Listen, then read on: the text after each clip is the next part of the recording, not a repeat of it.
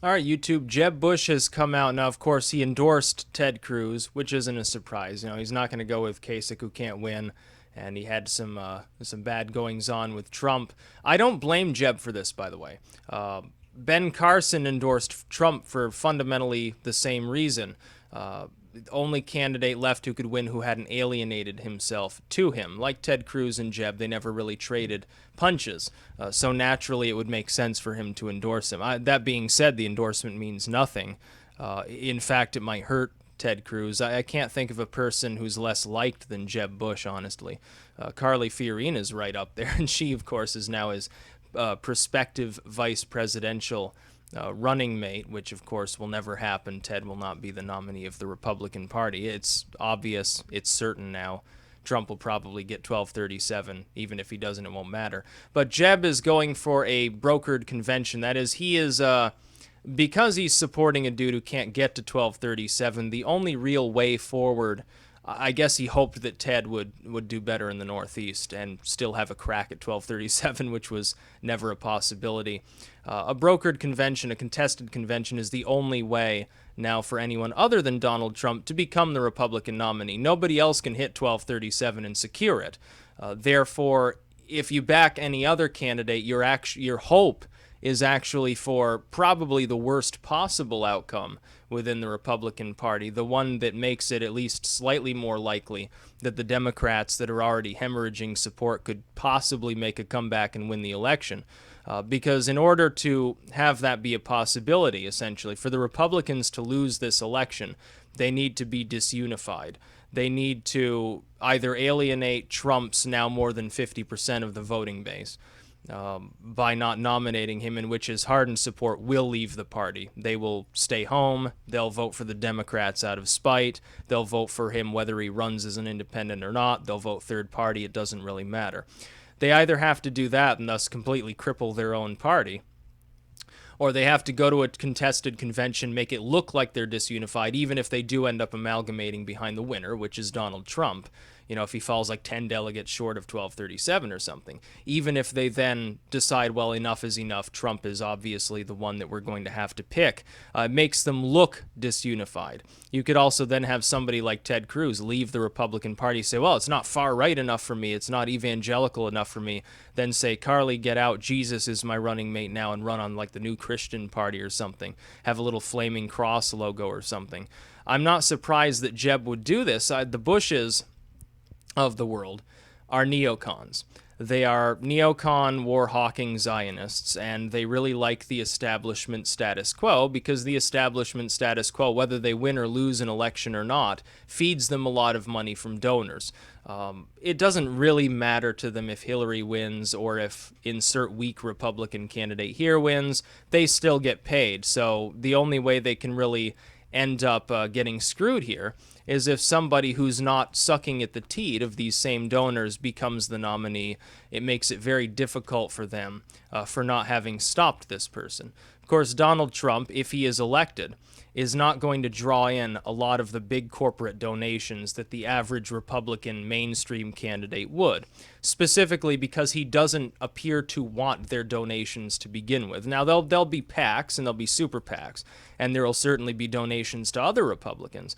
But as far as Donald Trump goes, he's not going to specifically be interested in soliciting donations because it would be difficult for him to do that and say, well, yeah, when I ran for the primaries, I was self-funded and I was independent. But don't worry, folks, I'm still independently minded, even though I'm taking $100 million in the general election. It doesn't work that way very easily. It will be difficult for him to excuse that if he does.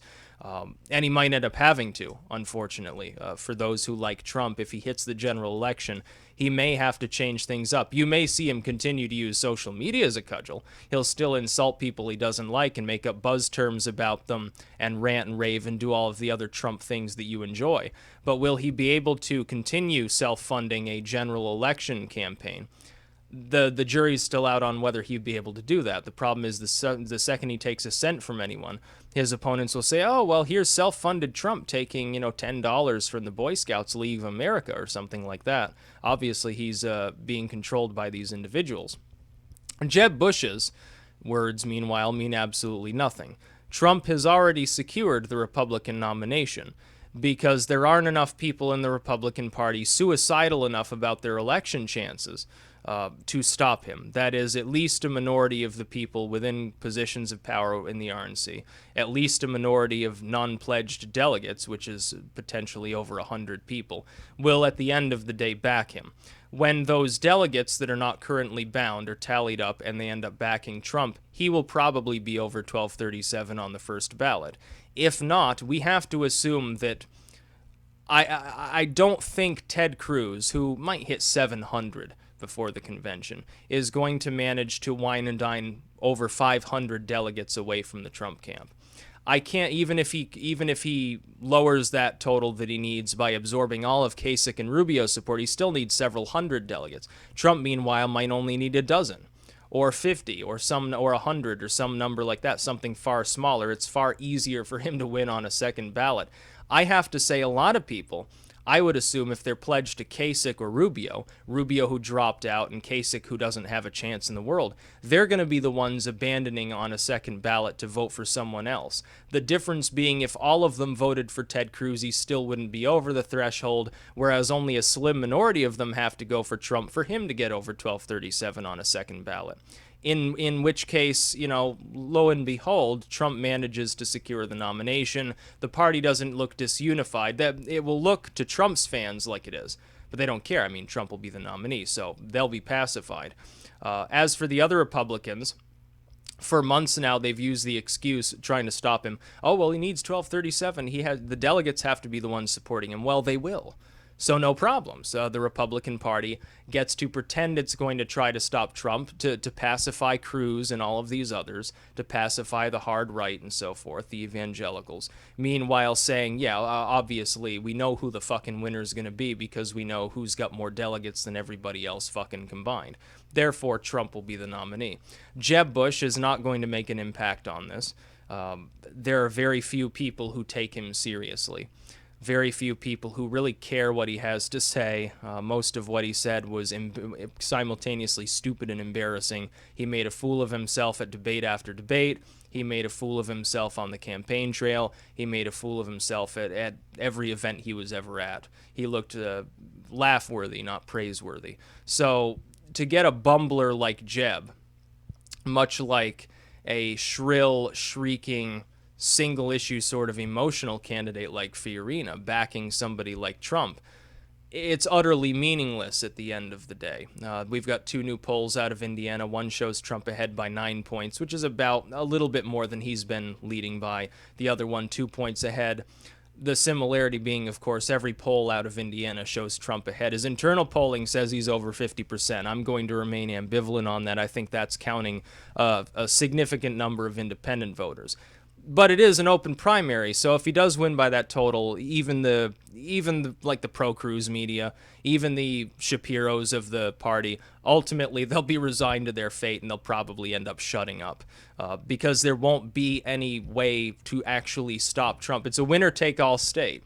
He takes Indiana. He is literally back on track for 1237, literally on a perfect curve for it. He's like 2% behind the curve right now. Ted Cruz, meanwhile, can't even get close to it. Ted Cruz would be hard-pressed to break 1,000 if he won every remaining delegate and got all the unbound delegates. It's not going to happen. We also have polling out of Oregon. Trump's ahead by almost 20 points there. So barring some major occurrence, he's probably going to sweep the Pacific Northwest too, which is something he didn't even need to count on. He ends up sweeping Oregon and Washington State. That means it's all over as well. So Jeb Bush, who fucking cares about what Jeb has to say? Did you care to begin with? Did anyone honestly... The significance of Jeb in the race was to really fuck Hillary Clinton in a way, because people began to realize, oh, there's a Clinton here as the front runner of the Democrats. There's a Bush here as the front runner of the Republicans. This seems a little strange. I think I remember that the Bushes and the Clintons had both been in office before, and so they invented no more Bushes, no more Clintons. Well, Bush is out. Clinton's is a boring stick insect who can't really get anybody excited to vote for. you see the writing on the wall. There's a reason I predict that Trump would be the next president if he's nominated, and there's a reason why I say it's very, very likely he's going to be the nominee. It would be extremely difficult for them to take it away from him. He's already up around 1,000 delegates. He doesn't need to go that much further to secure it. If he wins Indiana, then it's basically, mathematically speaking, it's basically all over. It would be very difficult for him to actually lose unless he suddenly collapsed. Even then, he'd still be in the lead going into the convention, so it wouldn't even matter at that point. So yeah, Jeb Bush is pretty foolish with his turtles and please claps and all of these other weird things he did. Almost as cringeworthy as Cruz, which I imagine is one of the things that led to him endorsing him. That's about all. Peace out.